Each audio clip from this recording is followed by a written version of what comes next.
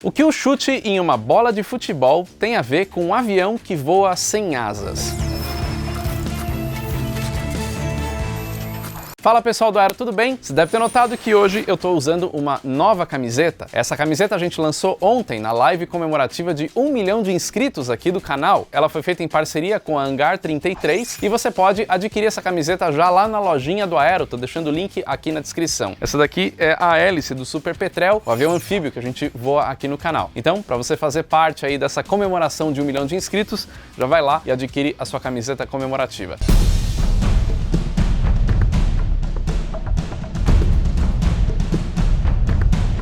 Se a gente voltar no início da aviação, várias tentativas foram feitas para fazer o mais pesado que o ar conseguir voar. Então a gente vê ao longo da história vários aviões com configurações bem estranhas, não necessariamente usando asas da mesma forma que a gente conhece hoje, mas também de outros jeitos. Inclusive o próprio 14 bis, ele não tem um formato de asa como a gente está acostumado a ver num avião como hoje. Ele parece um biplano, mas não é exatamente um biplano. Ele parece que voa ao contrário, porque ele tem aquela configuração canard. Enfim, existem várias configurações de aviões que foram mudando ao longo do tempo. Apesar do 14 bis não parecer muito com o avião que a gente está acostumado a ver hoje em dia, ele já tinha aquele perfil de asa curvado para gerar sustentação, seja essa curvatura simétrica ou assimétrica. Uma curvatura assimétrica, o que é o mais comum, a parte de cima da asa vai ser mais curvada que a parte de baixo. Mas em aviões acrobáticos se usa o perfil simétrico, onde a parte de cima é igual à parte de baixo. Mas essa característica de perfil é comum entre todas as aeronaves. Até se a gente pegar um helicóptero que parece não ter asas, na verdade tem. Por isso que essa é uma aeronave de asas rotativas. Porque se você notar exatamente como é que é o perfil da pá do rotor principal de um helicóptero, ele é exatamente como a asa de um avião. Só que em vez de ser asa fixa, essa asa gira. O que faz os aviões voarem são as asas. Então a partir do momento que a gente tira as asas de um avião, ele não vai voar, certo? É, certo. Mas teve gente lá no passado que tentou mudar um pouco essa ideia e fazer aviões sem asas. E por incrível que pareça, um avião sem asas é capaz de voar.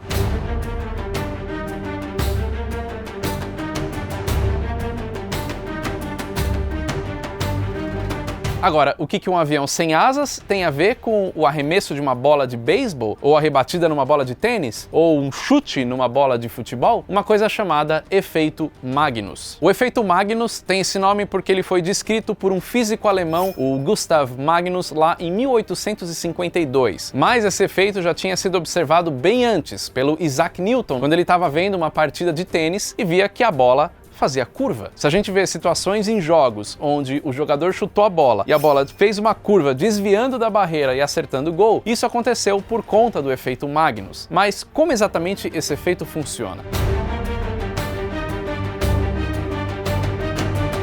Usando essa bola como exemplo, dá pra gente entender como é que o efeito Magnus funciona. Todo objeto que está passando através do ar girando como uma bola, que é o efeito que o jogador coloca quando ele dá o chute, né? A bola sai girando. O que vai acontecer? Essa bola está se deslocando nesse sentido através do ar. Quando ela está girando, o ar que está passando na parte de baixo da bola, ele vai passar mais fácil, porque a bola está girando nesse sentido. Então o ar ele vai acompanhar o sentido do giro da bola. Já o ar que vai passar na parte de cima, ele vai ser freado como o próprio giro da bola. Ou seja, ele vai encontrar uma resistência. Então, quando o ar bater aqui, a bola está girando no sentido contrário, ela vai segurar. Essa resistência criada aqui vai gerar uma pressão maior do que a parte de baixo da bola, porque o ar vai fluir mais facilmente na parte de baixo da bola, vai passar mais rápido, a pressão vai diminuir. Pressão aumenta, pressão diminui. Alguma similaridade com o que acontece na asa de um avião? Pressão menor em cima, pressão maior embaixo? É isso que acontece numa bola girando. Ou seja, quando o jogador dá o chute ou quando o arremessador de beisebol dá aquele efeito na bola, a bola ela vai fazer uma curva. Porque como a pressão aqui está maior do que a pressão aqui, a bola vai fazer isso aqui. Ou seja, a bola vai se deslocar nesse sentido e nesse sentido. Então, ela vai fazer uma curva. Agora, por que ela faz uma curva então e não cai em linha reta? Bom, simplesmente porque a velocidade de rotação vai diminuindo com o deslocamento. A própria resistência do ar faz com que essa velocidade de rotação diminua, logo ela sai girando e aí o efeito Magnus vai fazer essa curva no deslocamento da bola. O que uma bola tem a ver com o voo de um avião sem asas? Tudo, porque da mesma forma que uma esfera girando através do ar sofre o efeito Magnus, um cilindro também, porque ele é um objeto circular, ele é um objeto redondo.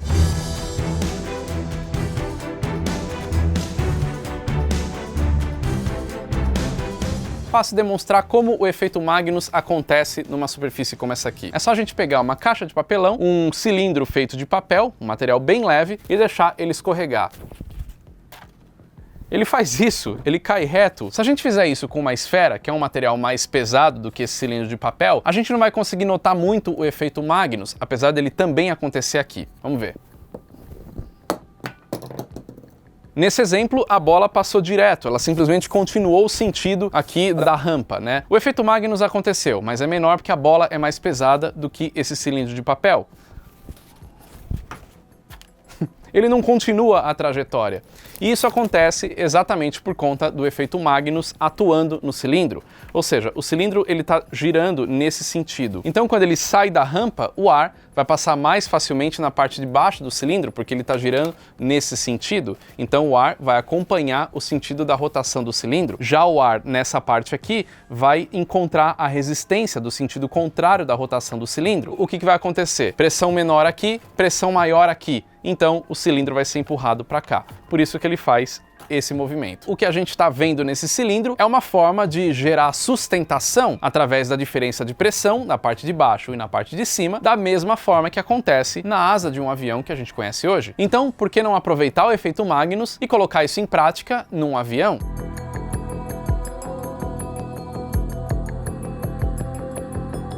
Isso aconteceu lá nos primórdios da aviação. O primeiro registro que se tem de alguém que pensou nisso foi em 1910. Foi um congressista americano, o Butler Ames, que teve essa ideia de aproveitar o efeito Magnus para gerar sustentação. Ele até chegou a construir um modelo chamado Aerocycle para ver como é que seria o funcionamento disso, um teste no chão. Ele colocou esse modelo de 2 cilindros em cima de uma plataforma e colocou isso num navio para ver como é que ele giraria e como é que seria essa diferença de pressão. Mas os testes do Butler Ames acabaram não saindo disso e ele não construiu um avião de fato. Mas foi a partir dos anos 20 que um alemão teve a ideia de aproveitar o efeito Magnus para gerar algum tipo de sustentação, mas nesse momento ainda não para equipar aviões, mas sim para equipar navios. O criador disso foi o engenheiro alemão Anton Flettner. Ele criou o rotor de Flettner. Esse cara teve grande participação no desenvolvimento aeronáutico ao longo da história. O Anton Flettner criou várias patentes e durante a Segunda Guerra Mundial ele se envolveu bastante na construção de girocópteros e também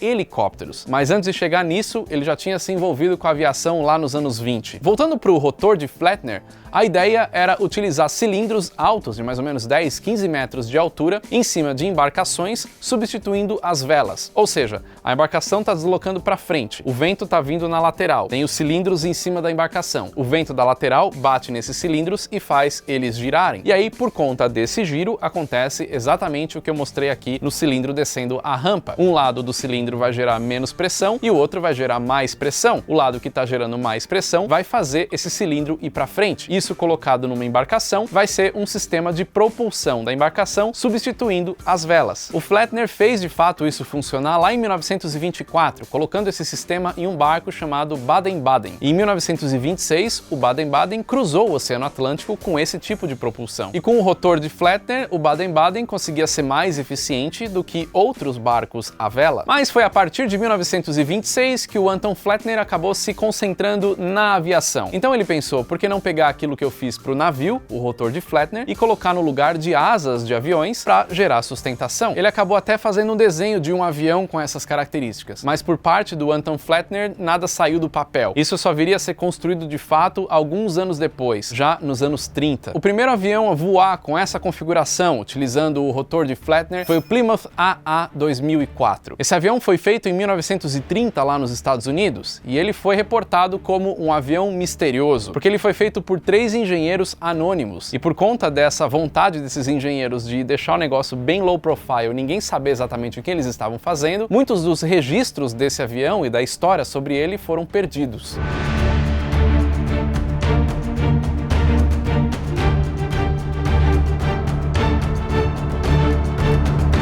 O Plymouth AA 2004 também era conhecido como 921V. Ele era um pequeno hidroavião e no lugar das asas ele tinha 3 cilindros, 3 rotores, que giravam para gerar sustentação, o rotor de Flettner. Os testes foram todos feitos em segredo, lá em Long Island, em Nova York, nos Estados Unidos. E os inventores, além de se esconder, também esconderam um avião dentro de uma embarcação depois desses testes para ninguém saber exatamente o que eles estavam fazendo, até o momento que eles achassem propício de tornar esse avião público. Segundo os inventores do avião na época, a sustentação seria 10 vezes maior do que a sustentação de um avião com asa comum do mesmo porte. Ele poderia ter uma envergadura menor, porque a sustentação era maior, e também poderia voar em velocidades mais baixas, porque os rotores estão girando, gerando mais sustentação. Teoricamente não precisa de tanto deslocamento de ar para essa sustentação ser gerada. Esse hidroavião funcionava com 2 motores. O principal, na frente, no nariz, para poder fazer o deslocamento horizontal, era um motor radial, o Wright J6 de 300 HP. E um outro motor, menor e mais fraco, de 85 HP, um American Cirrus, funcionava para girar os 3 rotores.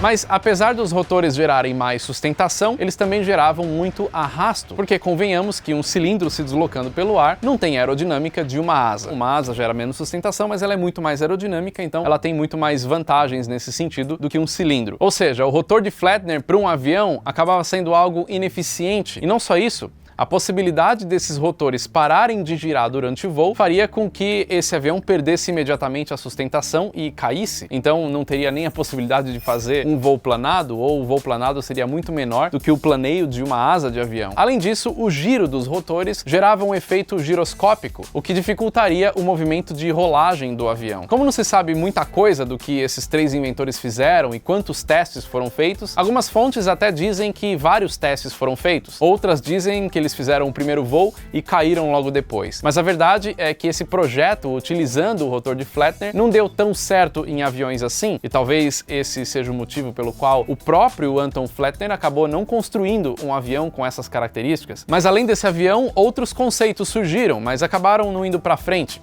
Até a ideia de fazer um avião híbrido, utilizando o rotor de Flettner dentro de uma asa convencional. Esse seria um avião de passageiros, que diminuiria a velocidade de stall, porque quando tivesse em baixa velocidade, os rotores estariam girando, gerando esse efeito Magnus. Mas isso também acabou não saindo do papel.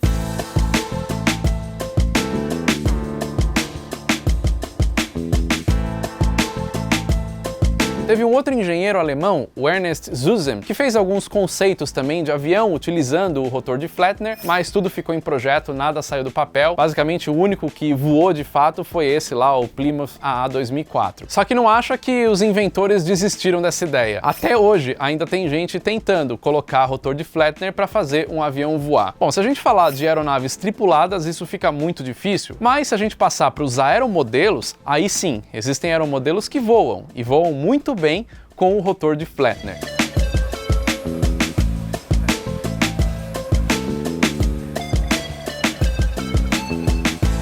Bom, então é isso. Essa é a relação que o chute em uma bola de futebol ou um arremesso de uma bola de beisebol tem com o avião voando sem asas, através do efeito Magnus, no caso dos aviões, usando o rotor de Flettner. O rotor de Flettner é usado até hoje em navios. Existem algumas embarcações aí que têm tentado avançar, mas você gerar a propulsão para frente é diferente de gerar sustentação em um avião, apesar de aeromodelos terem provado que isso daí realmente funciona.